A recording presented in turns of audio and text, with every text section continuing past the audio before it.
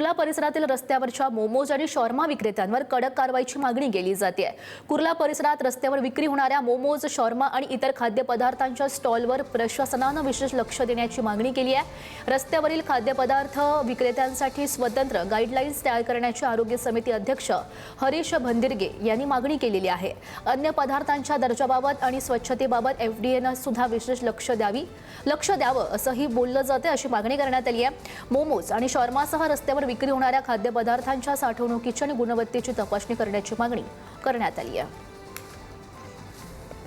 मी MOH बडकिरी आहेत, त्यांना तसे सांगितलेलं आहे, पण तो स्टॉलधारक नव्हता, तो असा रस्त्यावर विकणारा होता आणि त्यामुळे तो रस्त्यावर विकणारा असल्यामुळे तो कुठे गेलेला आहे।